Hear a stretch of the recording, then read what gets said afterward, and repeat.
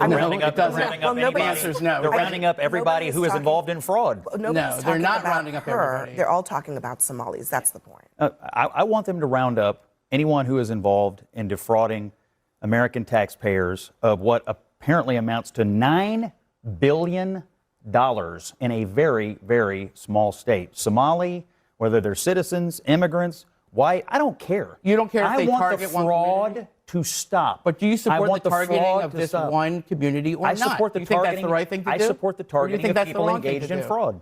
But do you support the targeting of the Somali American community as directed by the President of the United States based on their ethnicity? That's not what he said. That's it. That is precisely what he said. If they are engaged in fraud and because they're American citizens, should that make them immune? That's a straw man argument. No. Just answer the question. I did. Should we I want target anyone people involved in based on fraud their to be ethnicity? targeted. Anyone involved in fraud. But not based on their ethnicity.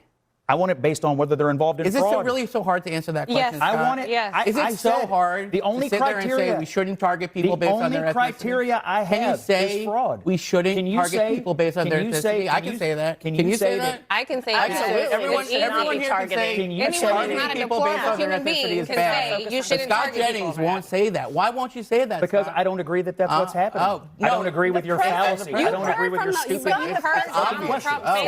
ad hominem attacks are the lowest form of argument, Scott. The lowest form of argument is to come out here and accuse me of some kind of race-based argument. There's $9 billion in fraud, what you believe, and you don't care. That's the main problem. So look, hold on a I second. think we've seen Hold on a clearly second. what Scott thinks about this. I think we've seen clearly there are a that you couple don't of care about things. $9 billion. Yesterday What's up, family? So I got a lot to say about this CNN anchor, Abby Phillip, as you guys see on the screen, who was about to say whatever she was about to say. But as you heard her say, oh, let's hold on a second. You know, that's her favorite line when she happens to come across the facts, which we know that she don't like the facts, because if you've been paying attention to anything going on mainstream media, or you haven't, don't worry, I'm going to break this all the way down like you never watched a political video in your life. And this ain't some political science class. I'm going to give it to you like this, plain English, real talk. And you're going to leave this video knowing exactly what time it is with these media folks and why people are starting to wake up to the bullshit. So let's talk about Abby Phillip. You know, the CNN anchor, as you see on the screen, that somehow convinced herself that her job is to explain facts to conservatives.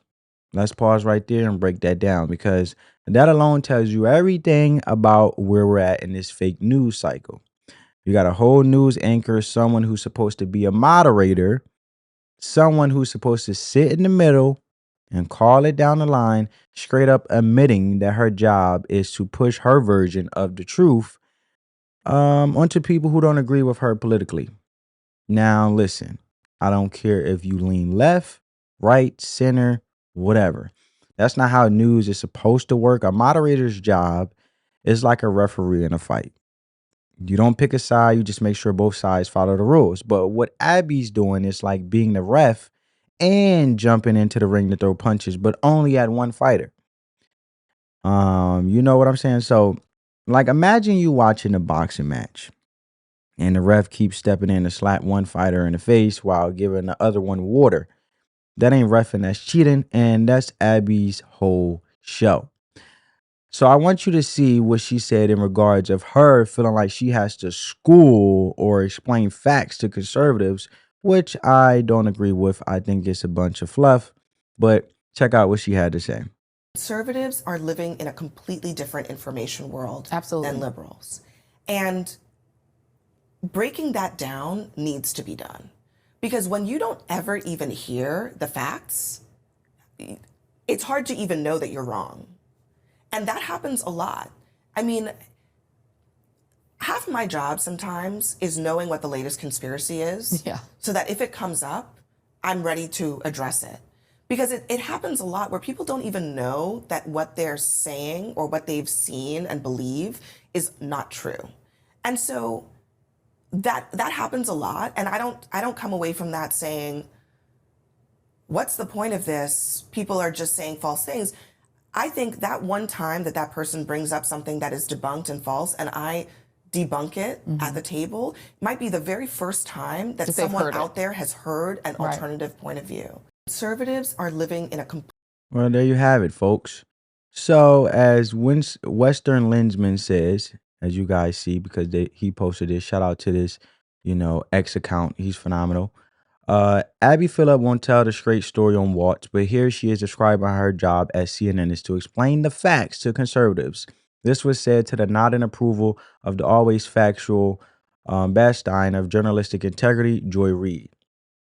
I don't like Joy Reid. I feel like Joy Reid is joyless Reid. You know what I'm saying? Because she always saying something so divisive, and it's always a black and white thing. It's always a race thing. And what I learned with these Democrats is every time they get held accountable or the facts is facking, the simple fact that it debunks the facts that they made as facts, which isn't truly facts, it's just propaganda. They seem to always want to play victim and play off race or play off that they're being targeted for whatever reasons. But when it comes to them speaking the facts, you better not say nothing because I know it all, right? They are both a bunch of know-it-alls and they're sitting right next to each other and they don't know shit.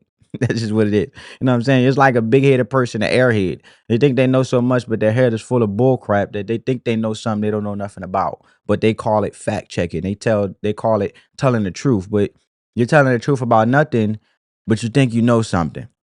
It's just all destructive, right? It's like, I know a lot of people like to say liberal apologists. I call them liberologists because they basically are apologetic when it comes to the things that shouldn't be apologetic about. Like, for example, fraud and this whole thing with Tim Walz in Minnesota. How are you sitting there debunking facts about fraud when fraud has nothing to do with race, targeting no Somali community? It's just a simple fact that these individuals happen to be Somali and doing it. And when you really think about it, the facts don't have no skin color or no type of race attached to it. It's just facts on paper justified by actions that took place to create the facts, right? I don't know how these people don't know that. It's just common sense. So on Abby Phillip's little CNN panel, isn't about debating ideas. It's about framing every single topic so the Democrat side always sounds smart. And the conservative side always sound dumb, racist, backwards, or misinformed is my point. And look, this isn't some new discovery. Look, I've been putting this out for months now. And every time you watch a clip from her show, it's the same formula. Someone like Scott Jennings, who brings in actual facts, like real numbers, real quotes, real video, she cuts them off to say, well, that's misleading or that's not the full context, even though the man's literally quoting people word for word. Now, I want you guys to see it because don't take my word for it. I like to show the receipts and the facts. And now we're in an internet world where we have receipts, right?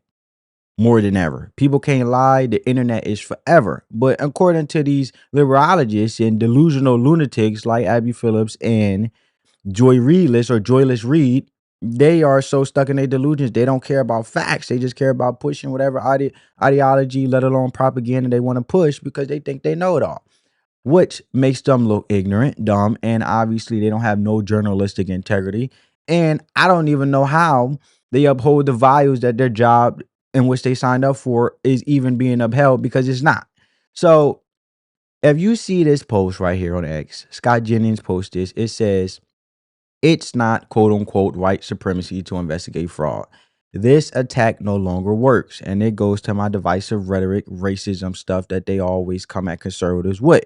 So this is an example with Scott Jennings calling it out. Check it out. It's Democrats who have put Somali diaspora in Minneapolis at the center of their party and their state's politics. It's a small portion of the population. There is a bunch of fraud that goes on. And even Tim Walz has claimed that any investigation of this fraud is akin to white supremacy, No, which is he a hasn't. ridiculous He has not allegation. claimed that. He has not said that. He has said that. He has not said that. This is what happens when your own federal government wages war against you. This is what happens when they target communities for their own benefit. This is what happens when they scapegoat. And this is what happens when they no longer hide the idea of white supremacy. The idea of white supremacy. The idea of white supremacy. I'm just laughing at the playback because why Scott Jennings do that to him? He like, look, I'm gonna let y'all really hear what he said. The idea of white supremacy. It's Democrats who have put Somali. So there you have it, right? The idea of white supremacy, Governor Tim Walz said. So here's what happened, just so you guys know, so we're on the same page. Scott Jennings came on her show talking about the real life fraud scandal that went down in Minneapolis. Not made up, not conspiracy theory, real. Like straight up theft. Hundreds of millions of dollars. Yeah, hundreds of millions, not thousands, not millions, hundreds of millions of taxpayer dollars meant to feed hungry kids during the pandemic were stolen. Like we're talking about setting up fake charities, fake nonprofits, saying they're feeding the community, but when in reality, they out here buying mansions, Bentleys, jewelry, sending cash back to Somalia in this case, and also that they allegedly say Somalian terrorist groups.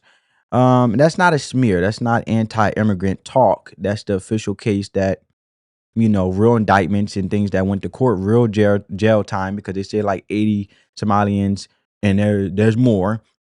But 80 have been convicted so far. So it's real receipts. So Scott Jennings brings this up, and here comes Abby Kadabi. The minute she mentions the Governor Tim Walz tries, the moment that he mentions Governor Tim Walz, she tried to dismiss this whole thing by calling it a result of white supremacy. She jumped in like a bodyguard protecting a celebrity from paparazzi. Oh, no, he didn't say that. You're mischaracterizing it. Except he literally did say that. That's why you guys see in the clip the idea of white supremacy. And Scott dropped the video on social media on Twitter, formerly known as Twitter, now known as X, that we just watched. And the entire internet, left, right, center, political, start roasting Abby for lying to protect a narrative. Okay. So when you look at these comments and you go down and it says, does anyone ever circle back to Abby, show her clips like this, disprove her assertions or assertions, and confront her lack of knowledge? Is she even accountable? This is basic journalism. My point exactly, right? So, and it says, it doesn't matter what race someone is fraud. I agree. Why are they bending over backwards to defund a massive fraud perpetrated on tax-paying Americans? Someone says, does Tim know he's white?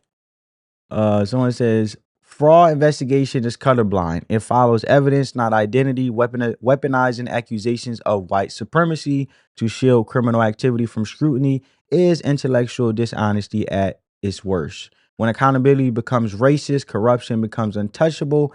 Justice demands we investigate fraud regardless of who commits it, or we abandon the rule of law entirely. Right? So, and it says, these people are unsufferable. I like to put the worst 50 of them on a remote island with the worst 50 of the woke right and make sure there's no way off. So, there you have it. There you have it. So, everybody's coming at her, and obviously it got under her skin. So, Abby Phillip came at Eric Erickson, right? Because he reposted Scott Jennings calling out Governor Tim Walz and also holding Abby accountable for lying and having the receipts, right? So Eric Erickson says CNN needs to start each Scott Jennings appearance with a fact check where Scott said something previously. Abby in a panel insisted it was not so. And we start the next show with the video showing Scott was right the whole time. So Abby responded, give me a break, Eric. He was not referring to the fraud investigations in that clip. He was talking about Trump and Vance denigrating the Somali community. There were plenty to criticize Walz for, but he did not say that investigating fraud was akin to white supremacy. So there you have it, right? And narrative protection. So for folks in the back, why would a governor try to tie fraud investigations to racism? Why would anyone try to make it seem like calling out crime is the same thing as being bigoted, right? See, the media, especially the mainstream liberal media, has built this whole structure where accountability equals oppression. But only when it's one of their people getting held accountable. When it's Trump or DeSantis, Governor DeSantis over there in Florida, he's doing a phenomenal job. Or any Republican caught up in a scandal, oh, that's front page news for a week. But when someone's in a Democrat stronghold like Minneapolis tied to a voting block, they need in elections, suddenly it's let's not generalize, right? Let's be careful, not stigmatize communities. This might be rooted in systemic racism. Nah, fraud is fraud, theft is theft. All right, so I want to break this down even further because imagine your house gets robbed. You call the cops, they come over and tell you, well, let's not investigate this too hard because we don't want to come off as prejudice against people who live in your neighborhood. You'll look at them like they was crazy. You'll be like, bro, I just told you someone stole from me. I don't care who did it. I want justice. That's how we all feel when our tax money gets stolen. That's our money. That's your money. That's the single mom's money. So they always like using the single mom narrative. That's the working class dude's paycheck being taken and handed to folks running scams under the radar. But see, Abby Phillip didn't want y'all to talk about that part. She wanted to shut down the whole conversation, and she wanted to make it seem like Jennings was pulling that idea out of thin air, just trying to demonize a community. And then when she got caught with the clip, she didn't apologize. She doubled down, right? In her post that you guys see right now on the screen. And when you look at it, talking about he wasn't talking about fraud, he was talking about Trump and JD Vance and targeting the Somali community. Listen, you can watch that video and clearly hear that Walz was connecting the Trump administration's ICE deportations and the fraud investigations together, calling both of them part of a larger white supremacist structure. That's not out of context. That's exactly what he said. So I have the clip here, and I want you guys to make that judgment for yourself and let me know down in the comments what you guys think. And if you got this far in the video, give this video a big thumbs up. It definitely helps the channel. Subscribe and come be a part of the family if you're new. And if you're already part of the family, I appreciate you for rocking with me. So check out this clip. So this is what happens when your own federal government wages war against you. This is what happens when they target communities for their own benefit. This is what happens when they scapegoat. And this is what happens when they no longer hide the idea of white supremacy. When you hear the Vice President of the United States talk about now white people won't have to apologize for being white. That's never happened once in my whole damn life.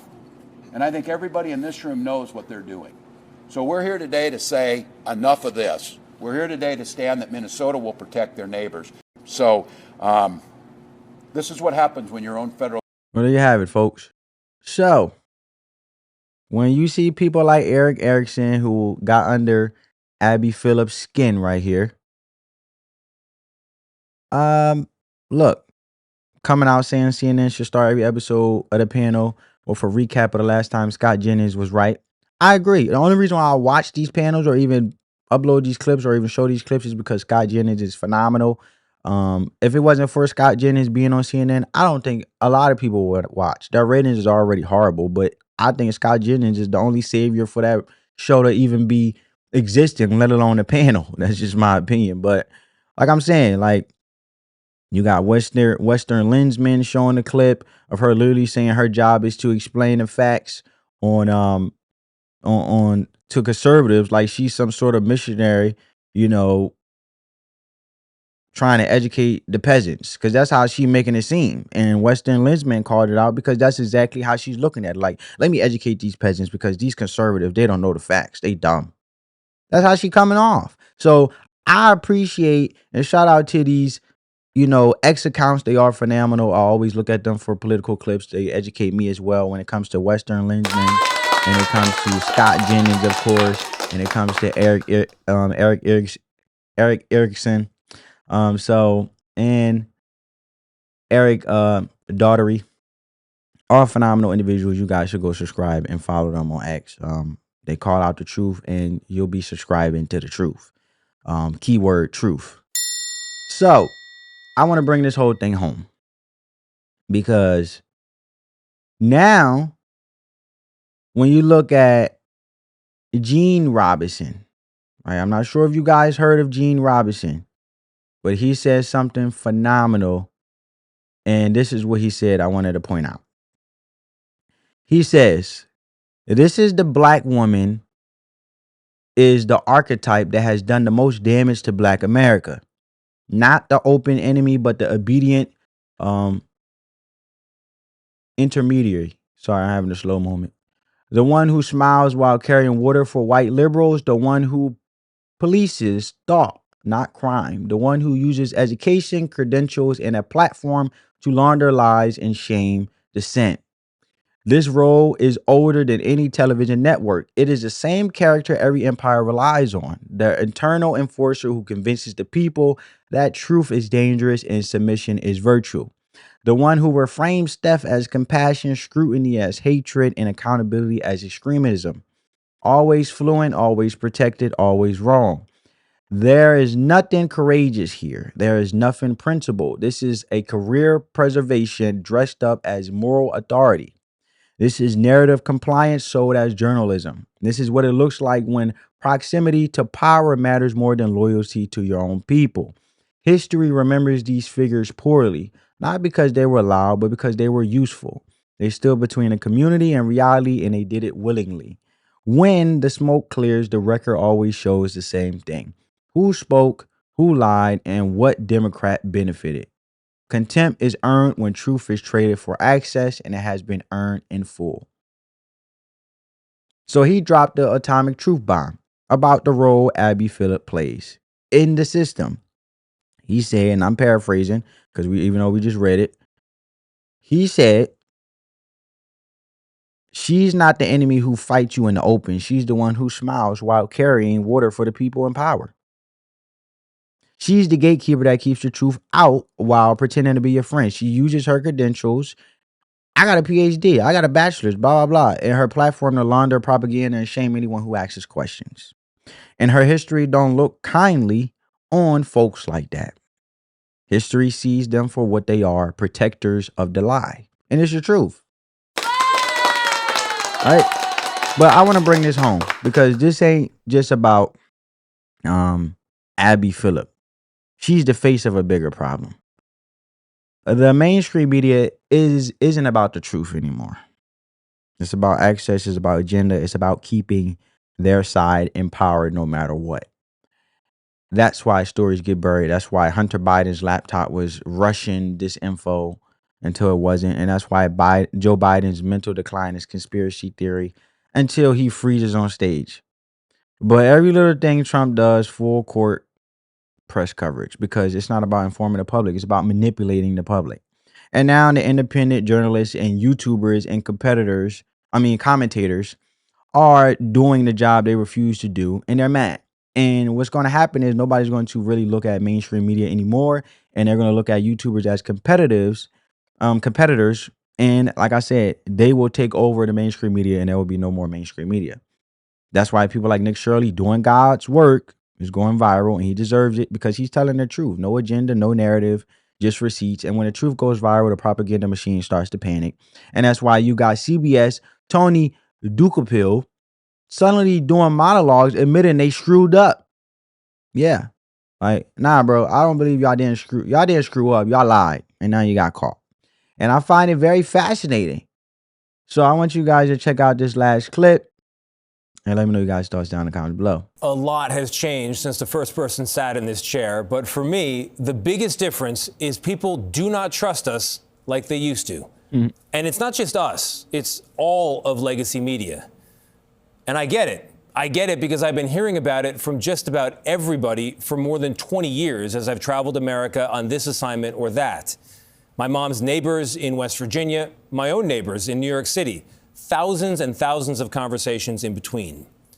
Sometimes people want to talk to me about our coverage of NAFTA or the Iraq War. Other times it's all about Hillary Clinton's emails or Russiagate. Or more recently, COVID lockdowns, Hunter Biden's laptop, or the president's fitness for office.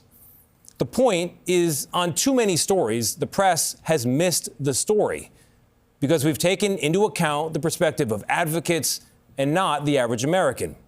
Or we put too much weight in the analysis of academics or elites and not enough on you. And I know this because at certain points, I have been you. I have felt this way too. Oh, really? I felt like what I was seeing and hearing on the news didn't reflect what I was seeing and hearing in my own life, and that the most urgent questions simply weren't being asked. So here's my promise to you today and every time you see me in this chair. You come first, not advertisers, not politicians, not corporate interests. And yes, that does include the corporate owners of CBS. I report for you, which means I tell you what I know, when I know it, and how I know it. And when I get it wrong, I'll tell you that too. It also means I'm going to talk to everybody and hold everyone in public life to the very same standard. After all, I became a journalist to talk to people. I love talking to people about what works in this country, what doesn't, and not only what should change, but the good ideas that should never change. I think telling the truth is one of them. I'm Tony DeCopel, the anchor of the CBS Evening News. Hold me to it. Oh yeah, we'll see in due time. We'll hold you to it, buddy. But look, man, I sound like to me they're trying to save face. I'm not saying what he's saying is true or not. Hopefully he is a man of integrity and actually follows through on what he's saying and not just sitting there being bought out. Because what happened is a lot of these networks like CNN and Abby Phillip and CBS and ABC, the problem is it makes me wonder if they've been getting kickbacks this whole time from the Democratic Party to sit there and push this propaganda because you've been so bought out that your journalistic integrity and what you always touting about your credentials of have been basically compromised because you're not doing the simple fact of upholding the standard in which you were hired for. And now those standards got remixed to your liking. And a lot of times you will sit up here and say, oh, I was just like you at one point. Well, you are just like me and you ain't no difference, brother. But the simple fact is, we'll really see if you are a man of your word, as you say. And it sounds also, and let me just translate this in simplistic terms. Oh, I got caught of lying so many times, and now I don't want to lie no more. So now I'm gonna just tell you the truth, and I'm just like you. So just hold me to it. That's what that sounds like. But like I said, I'm not saying he's not saying the truth or not. But we'll see in due time if the mainstream media actually holds up to it. At least he said it. At least he admitted it on the bright side that they've been lying this whole damn time. So yeah, Abby Phillip got exposed big time, and she's not going to walk this one off because once the people see behind the curtain, you can't unsee it. You can't go back, and now folks are wide awake. And I want to ask you now, do you still trust CNN? Do you trust Tony DeCopel, whatever his name? Tony Duku, that's what I'm gonna call him, from CBS. Do you still think these people are just journalists, or do you see the game now that they're playing? Let me know what y'all think down in the comments below. Like, comment, and subscribe. And if you ain't already, and shout out to everybody out here who's not afraid to speak the truth, even when it's uncomfortable. And I'm gonna keep saying it. Stay informed, stay skeptical, and don't let these folks gaslight you. Don't let them twist your reality. You got a brain, use it, because the more you question the narrative, the more power you take back. And that's what they fear most. So let the love supersede the hate. I'll catch you in the next one. Peace.